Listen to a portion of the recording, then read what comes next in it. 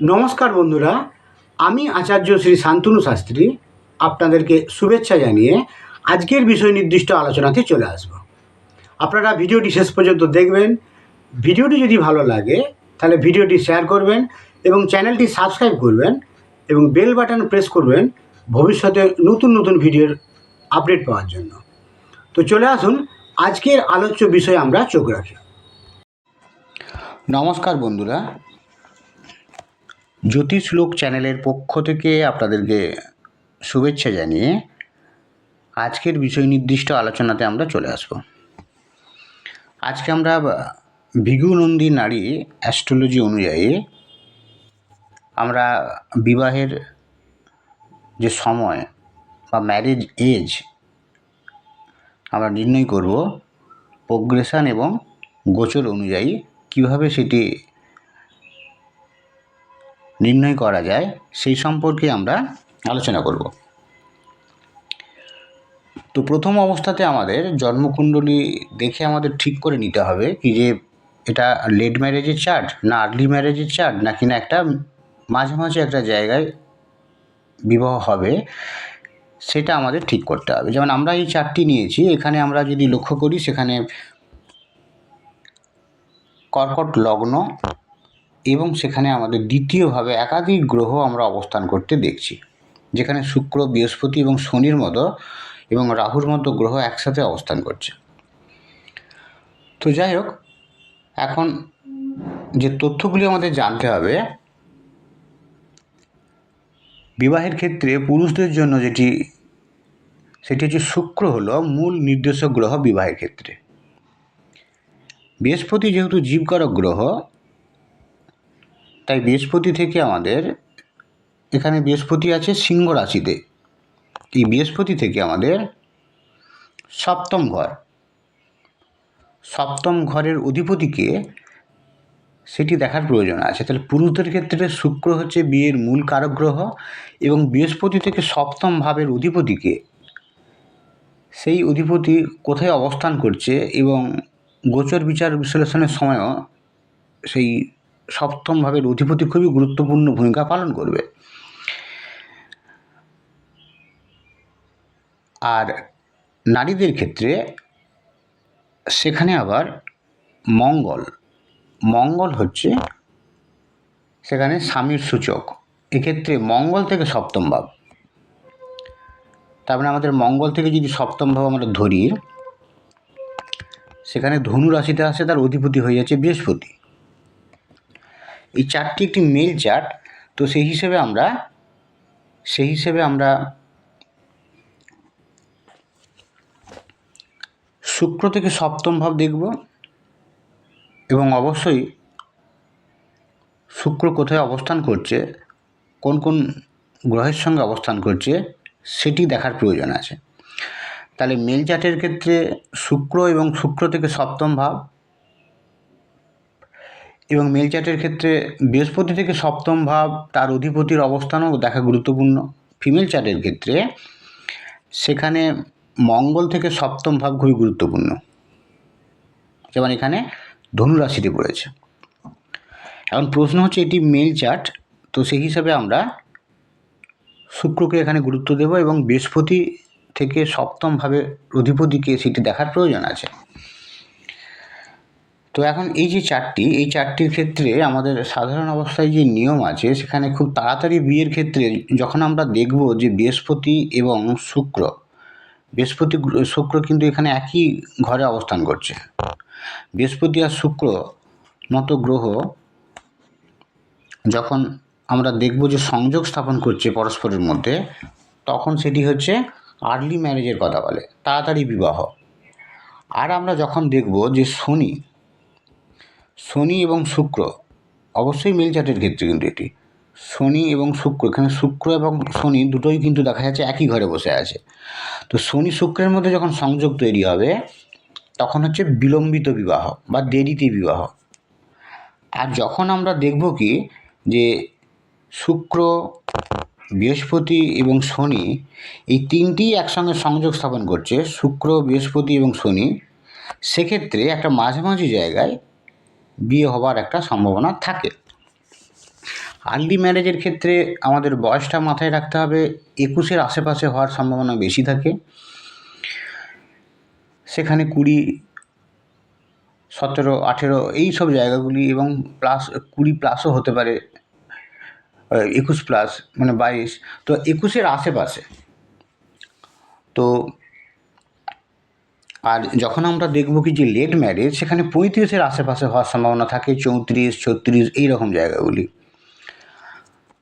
তাহলে 21-এর আশেপাশে হচ্ছে আর্লি, আর 35-এর আশেপাশে হচ্ছে লেট ম্যারেজ, 36, 34 এই সব জায়গাগুলি। এবার আমাদের 30-এর আশেপাশে যেগুলি হচ্ছে সেগুলি কিন্তু একটা মাঝামাঝি জায়গায় তাদের বিয়ে হবে, যেমন 29, 31, 28 এই রকম জায়গাগুলিতে। তো ঘটনা হচ্ছে কি, যখন আমরা দেখব কি যে বৃহস্পতি এবং শনি দুজনের সঙ্গেই শুক্রের একটা সংযোগ আছে, এই চারটির ক্ষেত্রে কিন্তু এই মাঝামাঝি জায়গায় বিয়ে হওয়ারই যোগ আছে। কারণ এখানে আমরা শুক্রর সঙ্গে বৃহস্পতিকেও যেমন পাচ্ছি, আর্লি ম্যারেজের কানেকশান আছে, আবার শনিকেও পেয়ে যাচ্ছি। তো সেই জন্য কিন্তু ওই 30-এর আশেপাশে বিয়ে হওয়ার সম্ভাবনা বেশি। প্রথম অবস্থায় আমাদের এই জায়গাটাতে একটা সিদ্ধান্তে পৌঁছতে হবে, তারপর আমরা ম্যারেজ এজ নিয়ে আমরা ভাববো, বিবাহের সময় নিয়ে আমরা ভাববো প্রোগ্রেশন অনুযায়ী। ভিগু নন্দী নারী অ্যাস্ট্রোলজি যে প্রোগ্রেশন, যে থিওরি আছে, প্রোগ্রেশনের যে ফর্মুলা আছে, সেই অনুযায়ী আমরা এগোবো। তো এই চারটির ক্ষেত্রে যেটা দেখা যাচ্ছে কি যে একটা মাঝামাঝি জায়গায়, মানে 30-এর আশেপাশে বিয়ে হওয়ার যোগ, এবং 30-এর কাছাকাছি, কারণ এই যে পিরিয়ডটা তো একটা 5 বছরের পিরিয়ড, তো তার মধ্যে 30-এর কাছে হবে নাকি না 30-এর একটু আগে হবে, সেটা আবার ঠিক হবে যে শুক্রের ডিগ্রি শনির ডিগ্রি কাছাকাছি কিনা সেটা দেখতে হবে আমাদের। এখানে আমরা যদি দেখি, শুক্র গ্রহ তার ডিগ্রি 28 ডিগ্রি 22 মিনিট, শনির ডিগ্রি 23-42,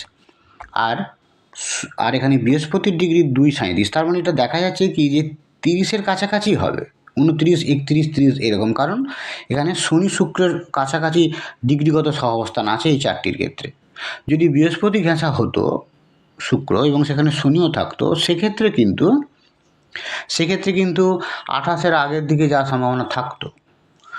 মাঝামাঝি জায়গায় বিবাহ হলেও একটা তো পিরিয়ড থাকে, তো সেই পিরিয়ডের সামনের দিকে হবে না শেষের দিকে হবে, সেটা ঠিক করার জন্য আবার ডিগ্রিগত অবস্থানটাকে আমাদের দেখার প্রয়োজন আছে।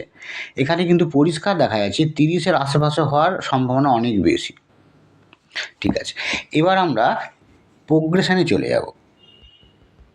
তো আমরা এই সিদ্ধান্তে পৌঁছেছি যে এই জাতকের ক্ষেত্রে 30-এর আশেপাশে বিবাহ হওয়ার সম্ভাবনা প্রবল। আমরা অবস্থানগত দিক থেকেও আমরা দেখেছি, এবং সেখানে আমরা তাদের ডিগ্রিগত দিক থেকেও আমরা দেখেছি। এবার আমাদের গোচরের যে নিয়ম আছে সেটা আমরা জেনে নেব, এবং প্রোগ্রেশনের নিয়মটাও আমরা দেখব।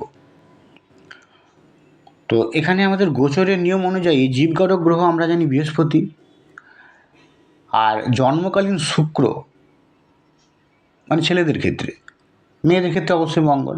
তাহলে বৃহস্পতিকে আমরা দেখব কি যে তার যে গোচরের মাধ্যমে যখন আমরা দেখব কি যে শুক্রের সঙ্গে একটা সংযোগ স্থাপন করবে, গোচরের বৃহস্পতি যদি জন্মকালীন শুক্রের সঙ্গে সংযোগ স্থাপন করে, সংযোগ কীভাবে হতে পারে না, সেটা 1, 5, 9 বা 3, 7, 11 অ্যাসপেক্ট, যেটাকে আমরা বলি ভিগু নন্দী নারী অ্যাস্ট্রোলজি অনুযায়ী, এই অ্যাসপেক্টের মাধ্যমে করতে পারে 1, 5, 9 কিংবা 3, 7, 11। তো গোচরে বৃহস্পতি যে ঘরে অবস্থান করবে সেখান থেকে আমরা দেখব যে 1, 5, 9 জন্মকালীন শুক্র অবস্থান করছে কিনা ছেলেদের ক্ষেত্রে। মেয়েদের ক্ষেত্রে মঙ্গলকে আমাদের দেখতে হবে বৃহস্পতি থেকে, কিংবা 3, 7, 11। আর একটা জিনিস আমাদের দেখতে হবে কি যে শনিরও কিন্তু একটা, শনি বা রাহুরও গোচরে একটা প্রভাব থাকে। তাহলে গোচরে আমরা 3টে গ্রহকে মেনলি আমরা দেখব গোচর বিচার বিশ্লেষণের সময়। একটা যেমন বৃহস্পতিকে আমরা দেখব গোচরে, আবার শনিকে দেখব, এবং তার সাথে আমাদের রাহুকেও দেখার প্রয়োজন আছে। রাহু যোগাযোগের কথা বলে, পরিবর্তনশীল ভাগ্যের কথা বলে, তো সেই হিসাবে এগুলো আমাদের দেখার প্রয়োজন আছে রাহুকেও।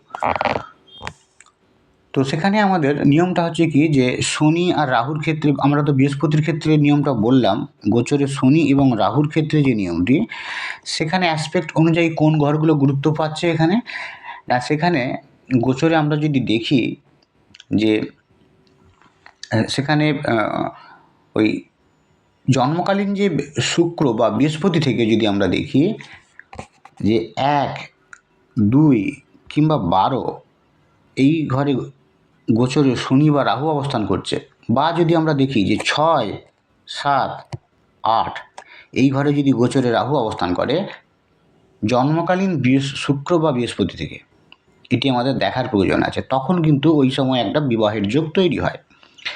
তাহলে বৃহস্পতি থেকে গোনার একটা কাউন্ট করার নিয়ম আলাদা, আর শনি রাহুর ক্ষেত্রে আবার সেখানে ঘর অনুযায়ী, অ্যাসপেক্ট অনুযায়ী সেখানে তার নিয়ম হচ্ছে 1, 2, 12, 6, 7, 8। তার মানে গোচরে শনি যেখানে অবস্থান করবে, দেখতে হবে কি যে জন্মকালীন যে শুক্র বা বৃহস্পতি থেকে শনি কোন জায়গায় অবস্থান করছে গোচরে, সেটি যদি 6 নম্বর ঘর হয়, 7 নম্বর ঘর হয় বা 8 নম্বর ঘর হয়, তাহলে বিবাহের ক্ষেত্রে একটা উত্তম অবস্থা তৈরি হবে, কিংবা 1, 2, 12 হলেও। বৃহস্পতির ক্ষেত্রে গোচর দেখার নিয়ম একরকম, শনি রাহুর ক্ষেত্রে আর একরকম। এটি ভৃগু নন্দী নারী অ্যাস্ট্রোলজি অনুযায়ী এই ধরনের একটা কনসেপ্ট এখানে কাজ করে। তো এবার আমরা প্রোগ্রেশনে চলে যাব। প্রোগ্রেশনের ক্ষেত্রে আমরা বৃহস্পতিকে আমরা এখানে গুরুত্বপূর্ণ ভূমিকা পালন করতে দেখব, কারণ বৃহস্পতি এখানে আমরা জানি যে দুরকম প্রোগ্রেশন হয়, একটা হচ্ছে ম্যাক্রো হয়, একটা মাইক্রো হয়। ম্যাক্রোর ক্ষেত্রে 12 বছর ছাড়া ছাড়া কিন্তু ঘর চেঞ্জ হয়। যেমন এখানে শুরু বৃহস্পতি জন্মের সময় একজন জাতকের আমরা এই সিংহ রাশিতে, এই জাতকের ক্ষেত্রে সিংহ রাশিতে বৃহস্পতি অবস্থান করছে, বৃহস্পতি এখানে সিংহ রাশিতে অবস্থান করছে। তো একই ঘরে একাধিক গ্রহ থাকার জন্য আলাদা করে চিহ্নিত করার সব সমস্যা হয়ে যাচ্ছে। বৃহস্পতি এখানে থাকছে, এই বৃহস্পতি সিংহ রাশিতে অবস্থান করছে, অর্থাৎ এখানেই 12 বছর থাকবে, যে ম্যাক্রো যে প্রোগ্রেশন সেই অনুযায়ী। আর 2 নম্বর ঘরে আবার চলে আসবে, 1 থেকে 12 যদি এখানে হয়, তাহলে 13 থেকে বাদবাকি 12 বছর কিন্তু দ্বিতীয় ঘরে থাকছে। এইভাবে কিন্তু চলতে থাকবে। আর আমাদের মাইক্রো যদি আমরা দেখি, ম্যাক্রো না দেখি, যদি আমরা যদি মাইক্রো দেখি, সেখানে কিন্তু প্রতি বছর বৃহস্পতি কিন্তু রাশি চেঞ্জ করবে। যেমন জন্মের সময় বৃহস্পতি সিংহ রাশিতে আছে, 1 বছর পর কিন্তু আবার চলে আসবে কন্যা রাশিতে, আবার তারপর বছর চলে আসবে তুলা রাশিতে, তারপরের বছর চলে আসবে আবার বৃশ্চিক রাশিতে।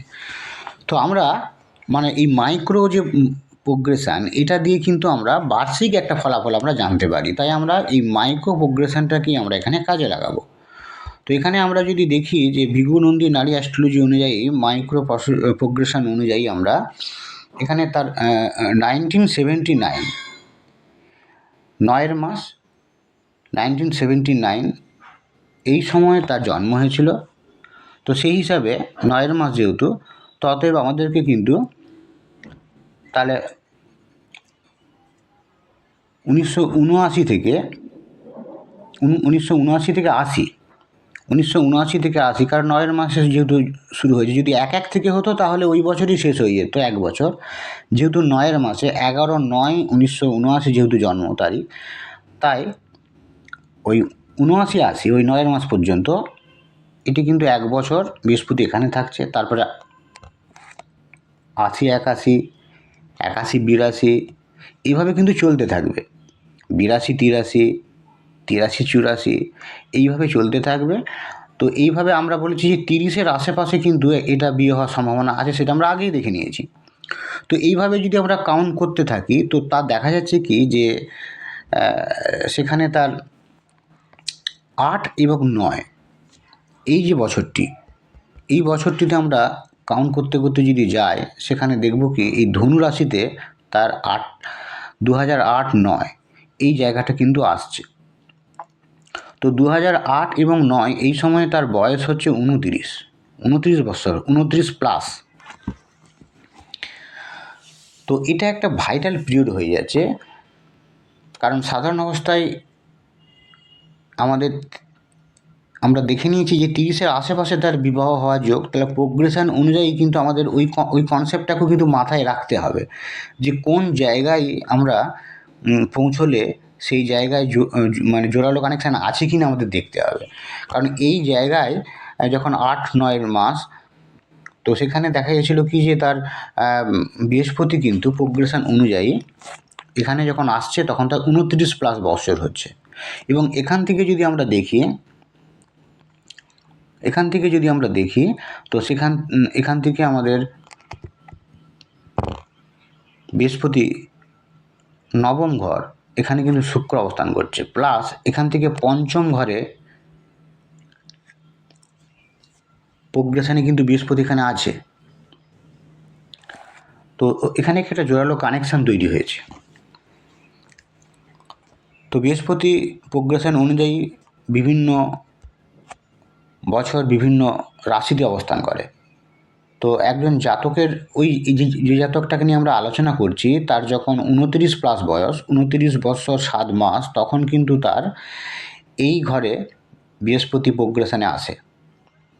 এবং এখান থেকে আমাদের নবম ঘর 1-5-9 যে ট্রাইন হাউস, তা এই নবম ঘরে আমরা দেখছি শুক্রকে অবস্থান করতে দেখছি। এটা একটা শক্তিশালী অবস্থা, কারণ বৃহস্পতি শুক্রের একটা সংযোগ তৈরি হয়। আবার শুক্র থেকে পঞ্চম ঘরেও, মানে শুক্র জন্মকালীন শুক্র থেকে সেখানে প্রোগ্রেশনে তখন বৃহস্পতি আসছে।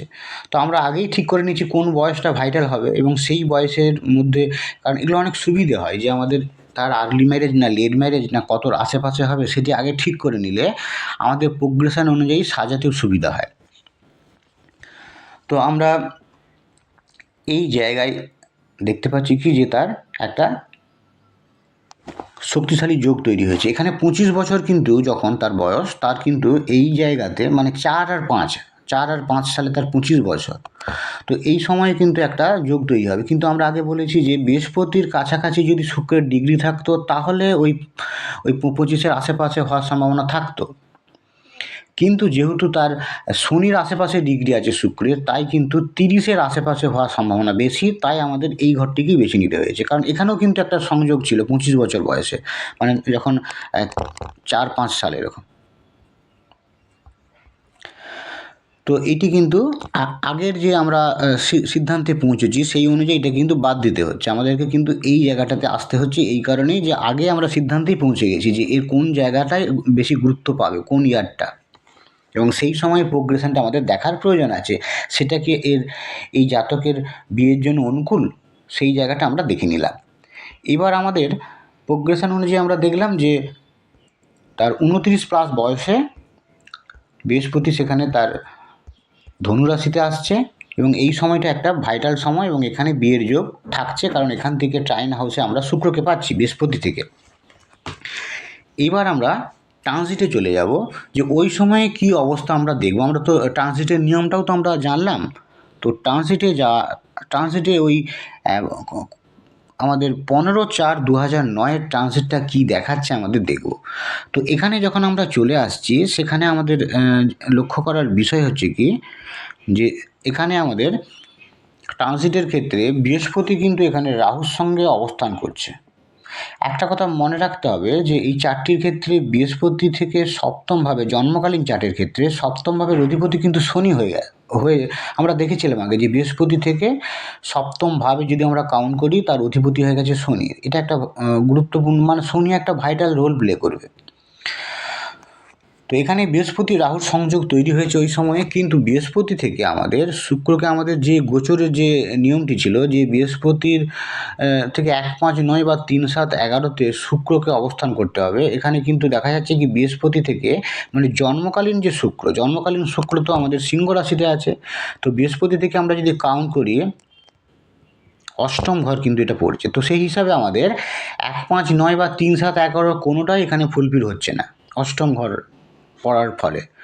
তো আমরা গোচরে আরও দুটো প্ল্যানেটকে গুরুত্ব দিয়ে দেখতে বলেছিলাম, সেটা শনি এবং রাহু, এবং তার ক্ষেত্রে নিয়মটা কিন্তু আলাদা ছিল। তো সেক্ষেত্রে কি বলেছিলাম যে শনিকে যদি আমরা দেখি যে জন্মকালীন যে শুক্র বা বৃহস্পতি থেকে 1-2-12 বা 6-7-8, তো এখানেই তো জন্মকালীন শুক্র এবং বৃহস্পতি আছে, এখানেই শনি অবস্থান করছে, প্লাস শনি আবার একটা ভাইটাল রোল প্লে করবে বৃহস্পতি থেকে সপ্তমে জন্মকুণ্ডলিতে শনি, মানে সপ্তম ভাবের অধিপতি শনি হয়েছিল, প্লাস গোচরের শনিকেও দেখার প্রয়োজন আছে।